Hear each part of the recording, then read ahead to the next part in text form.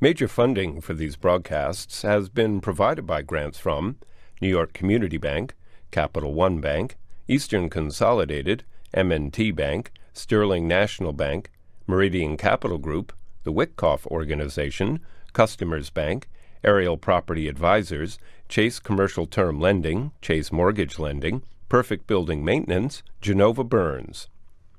Additional funding has been provided by AKA Hotels, Corman Communities, AmTrust Title Insurance Company, AVR Realty Company, Bank of America, Merrill Lynch, Bank Leumi USA, Briarwood Organization, CBRE, Citizens Bank, Cohen Equities, Colliers International NYC, Collins Building Services, Connect One Bank, CPEX Real Estate Services, Dime Community Bank, Douglaston Development, Levine Builders, Flushing Bank, Friedman LLP, Handro Properties, Handler Real Estate Organization, HAP Investments, Hodges Ward Elliott Inc., Investors Bank, James D. Kuhn Real Estate Center at Syracuse University, Kilroy Architectural Windows, Madison Realty Capital, Matone Group, Mercantile Bank, New Banks, Newmark Grubb Knight Frank, Optimum Window Manufacturing Corp., People's United Bank,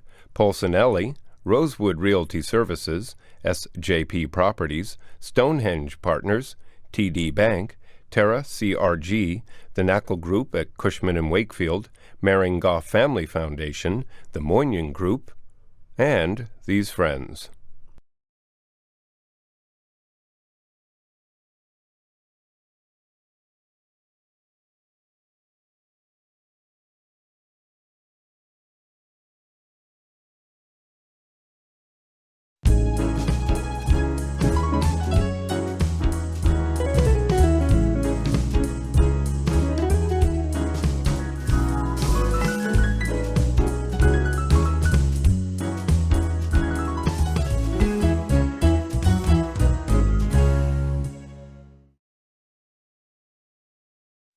Abruzzi, Italy, Astoria,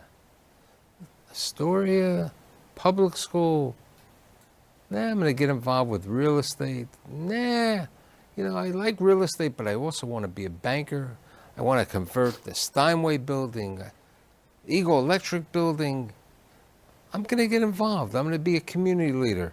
I'm lucky today. I have Joe Pistilli, who is the Chairman and CEO of Pistilli Realty, and also the Chairman of First Central Savings Bank.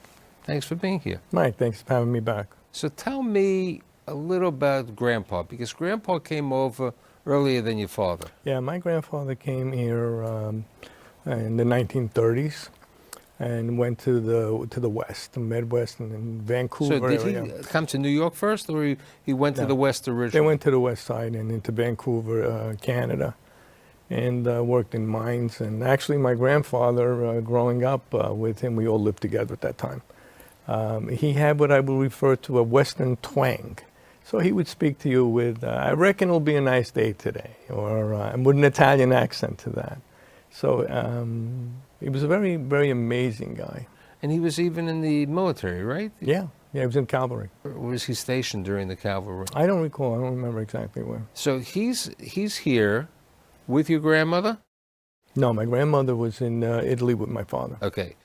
We have that wonderful picture of the family going back to Italy, and then we have a picture of when the family came over in 1948. Where my father came over, yeah. Your father comes over to live with his father. That was the first time he actually met and saw his father in 17, 18 years. Never met him. He had met him on that day, that photograph. So how old was your dad when he came over? 17, 18 years old. And subsequently, he gets a job as what, a laborer, you said to me, right? He was a laborer. Actually, my father also worked in the Eagle Electric Company, wiring and piecework for Christmas lights. Any idea how they ended up in Astoria? Well, I just, my grandfather was living there, so that was his first home. And in that area of Astoria at that time was a very strong Italian community.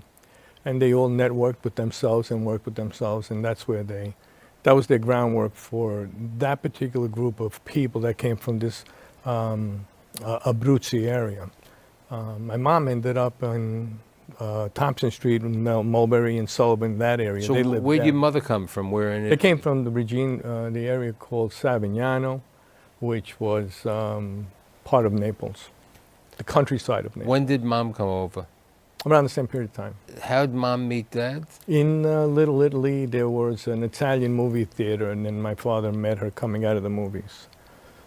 And history was made. What was the difference in age of the two of them? They were 3 years apart. Now, at this time, Grandpa's still working as a laborer, Yeah, and Dad is working also as a laborer. as a laborer working. But you said to me he was working in Queens and up in Westchester? Yeah, my father was a union laborer who then became a union carpenter. Both of them were union workers and in the construction field. My father moved on to skilled labor, carpenter, and actually worked much more in Westchester County. But he had a union was in New York City. You were born what year? 53. You lived in the house with your grandparents? Yeah, we all lived together. Was it the three family or which one was it? You said to me. We had a two-family house that we all shared and lived together. It was a six-room apartment, two-family house with a store, mixed use. And then next door, my grandmother ended up buying next door. So tell me about growing up in Astoria as a kid. Because you did go to public school. Yeah, I went to public school. I did religious instruction all the way through the early communion parts. and Yeah, everything. communion, confirmation, all the sacraments, right through marriage.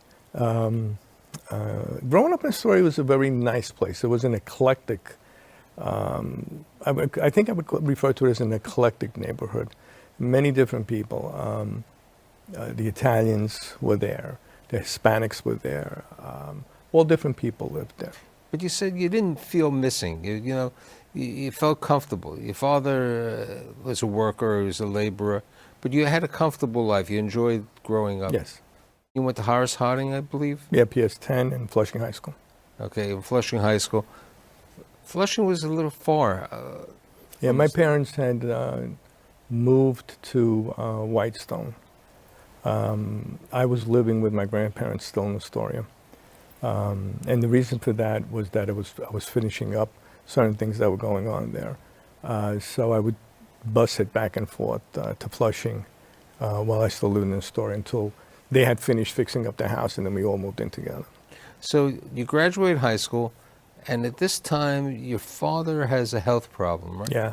So tell me about the story, because it has an effect later on in the future of Pistilli real estate. Yeah, it really does. My father ended up getting sick with gallbladder, and he stayed with it for a very long period of time, ill with the symptoms of the gallbladder. When he was hospitalized, he was in there for, well, I would say, about 40-some odd days. During the operation, at that time, wasn't like today, where it's all laparoscopic. It was really, they went in and cut you open, and he had a very severe scar from that. He had, from that surgery, and he may have had it before, but it was said that from the surgery he ended up with a very severe case of diabetes, where he wasn't able to go to work any longer. And that created a tremendous amount of hardship, because also, at that time, we also came to find out that the union benefits, the annuity and insurance policies, and that was supposed to be there for him, were not. And part of it was administratively that he was a union carpenter to work in New York City, and he worked in Westchester County. And by working in Westchester County, he ended up forfeiting some of that, and then the union had gone bust as well. So the financial need to pay for this medical care that he was receiving became a personal burden on us. And that's where it is in that trip that we're discussing that Pistilli Realty kind of evolves into a business. Now, Dad had acquired a small building, right? Yeah. And tell me the story about the building and the mortgage and the whole story, because My father had a building that he had acquired for the purpose of his old age. He wanted to own this building, and he owned it for many, many years. it was It was a 20-family house, 4-story walk-up, and in Astoria. was in Astoria.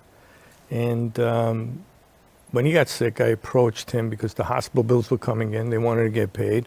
And the news coming that he would not be able to go back to work in the construction industry was very difficult for us. Now, my parents, again, their English was limited. Their ways of doing things were very in a box, so to speak. And my mother was the type of woman that stayed home, baked bread, and made Sunday dinners. So I approached my father and said, it may be the best thing for us to do in order to get rid of these bills that keep coming, to possibly sell this building. Now, the building at that time too, we need to be clear. It's not like today. The entire industry was rent controlled. Rent stabilization actually comes after that period of time. So you were dealing with people that had $60 rents, $40 rents, and the services were the same services you need to provide today.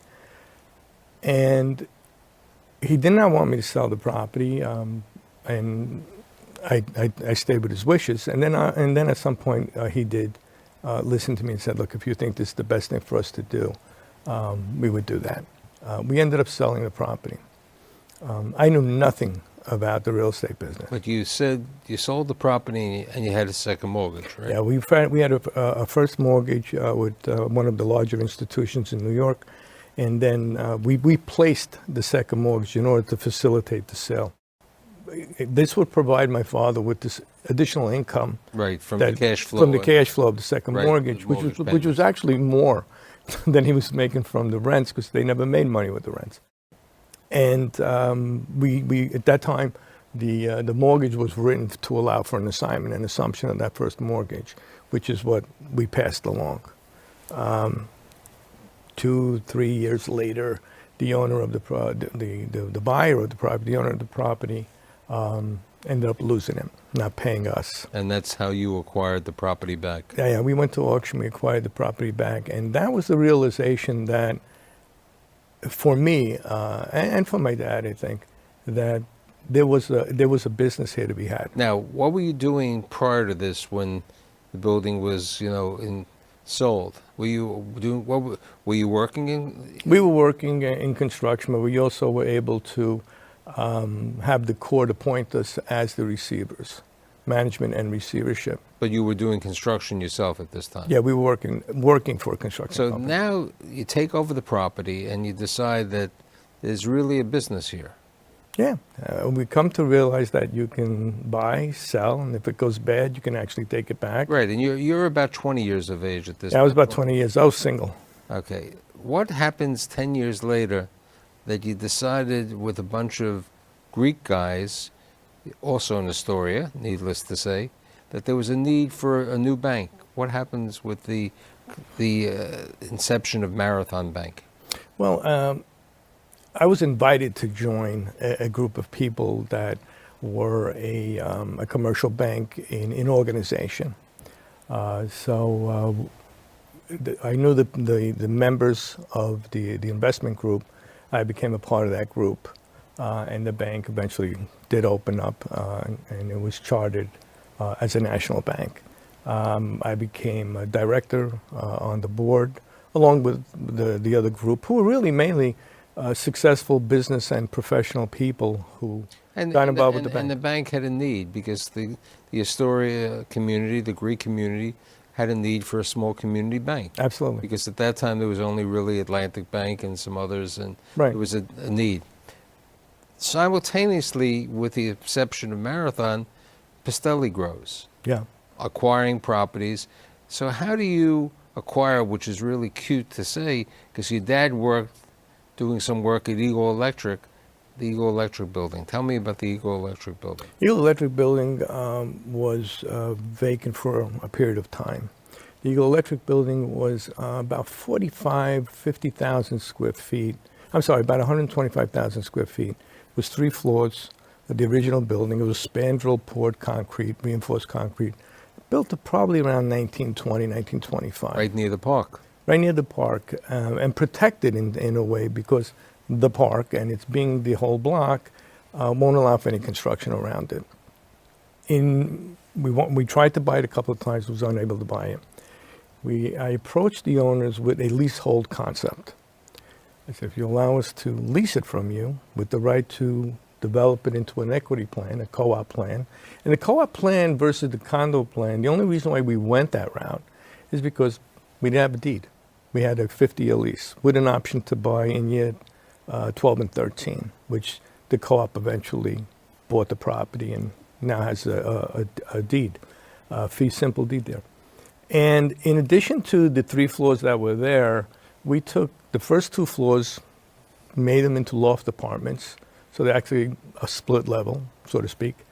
The 3rd floor, we split in half, and we extended the roof line, and we went up 3 floors with a mansard roof, and the mansard roof basically goes up on a 45-degree angle, so the apartments were set back all around. And that was really for the point of we didn't want to have, and neither did the community, wanted really this towering building or structure, and we built in the front of it as well. We ended up with a 350,000 square foot residential building, mixed use.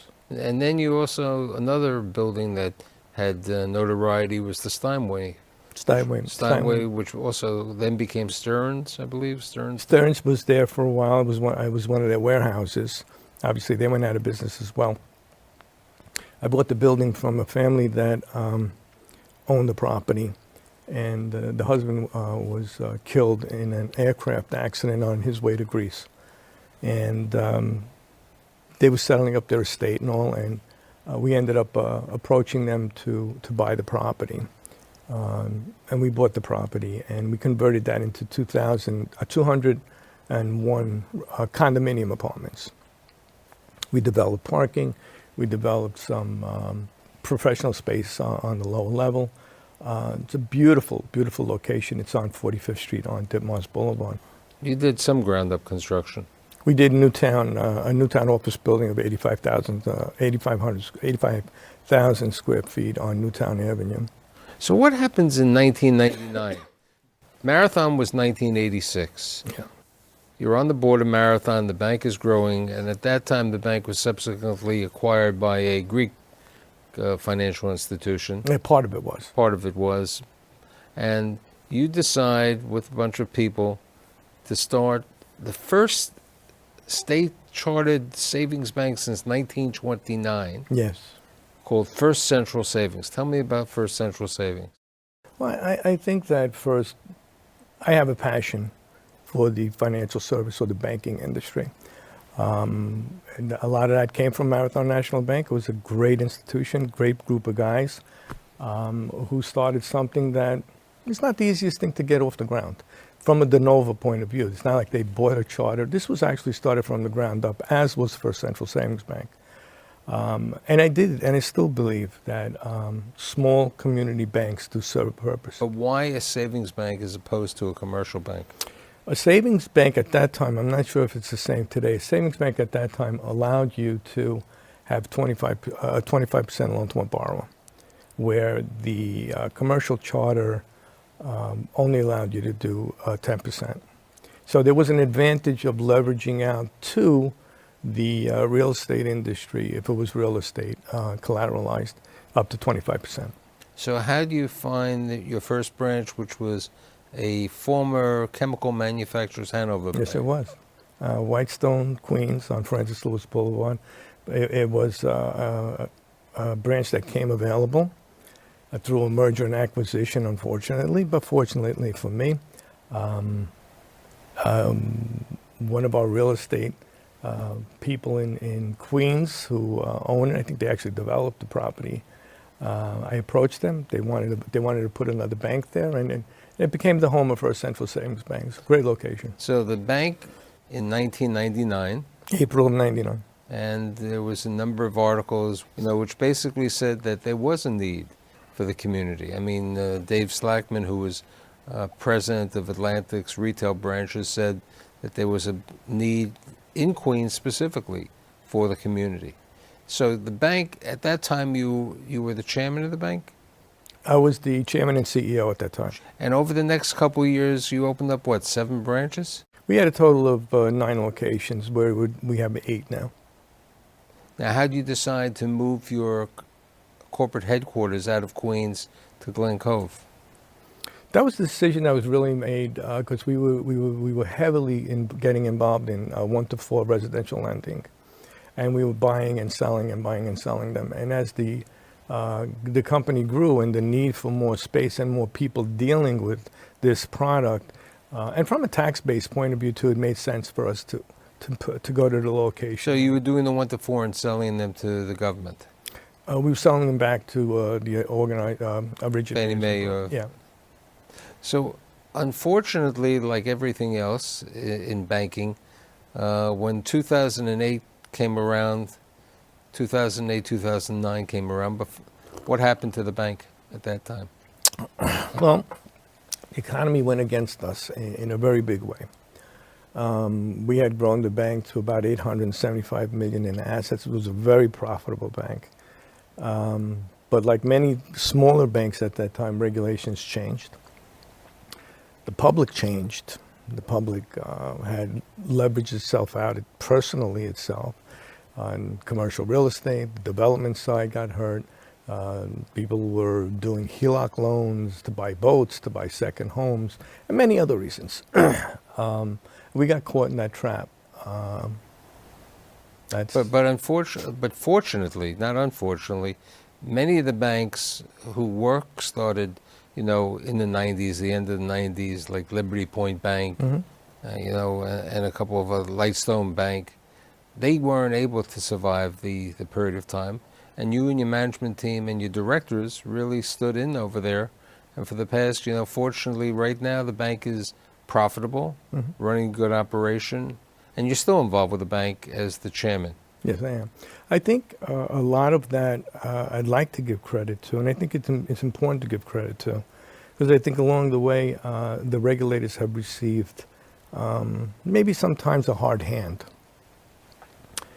And I think that they were able to at least recognize the passion of the bank, behind the bank, and allowing us to raise capital, put capital in, and fix the problems going forward. And I think at the end of the day, the FDIC and DFS should be proud because they were a big helping hand in allowing us to survive. I mean, we did it on our own at the end of the day. No, but I think community needed the bank, okay, because there aren't community banks, okay? TD is a wonderful bank, but they're a large Canadian operation. There aren't small banks. Today there were credit unions, but recently 2 of them who serve this type of community also, not doing the same type of loans, but serve the community and no longer here because what happened with the taxi industry. So when a bank is out there taking care of the local merchants, the local bodega, taking care of the other community needs, that's really important. But Mike, and you touch upon something with the other 2 banks that had a mission statement. They had a niche borrower, and they lended in a very niche market, which overnight changed considerably.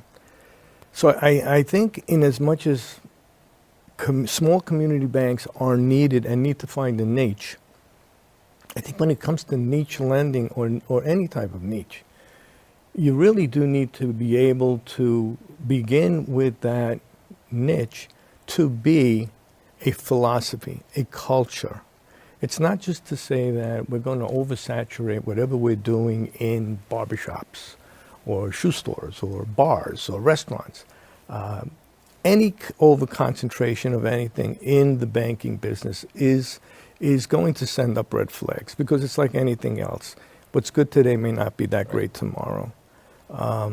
So I think that what the regulator is looking for today is for you to find a niche. And I think community banks, small community banks like First Central are very necessary because, like you said, whether it's TD or another bank, a large bank, regardless of where they come from, they can't really serve the need of a small businessman because he's not sophisticated enough. Right, and the large banks look at it that it's not worth the headache because they're But why take the risk?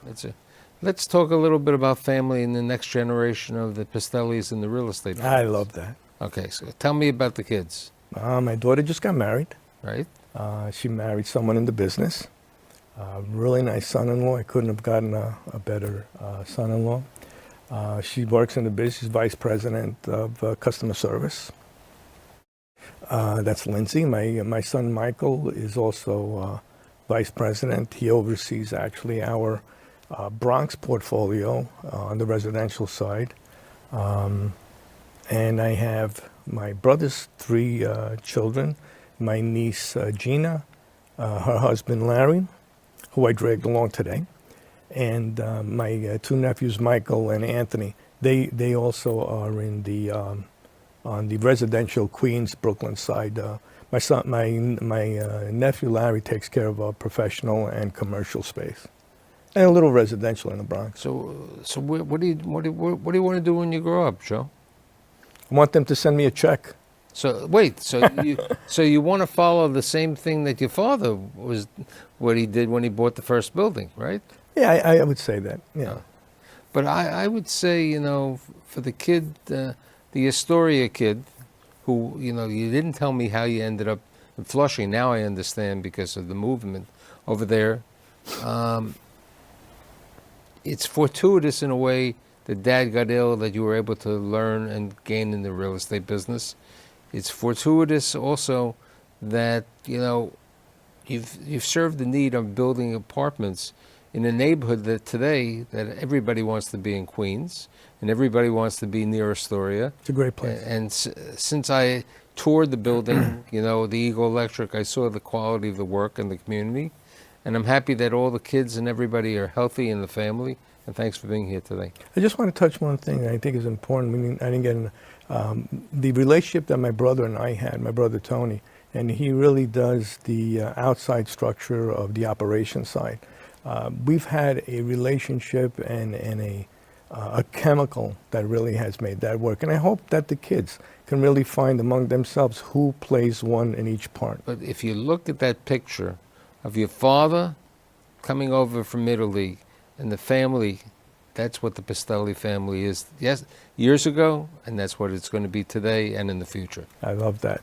Thanks for being here. Mike, thanks again.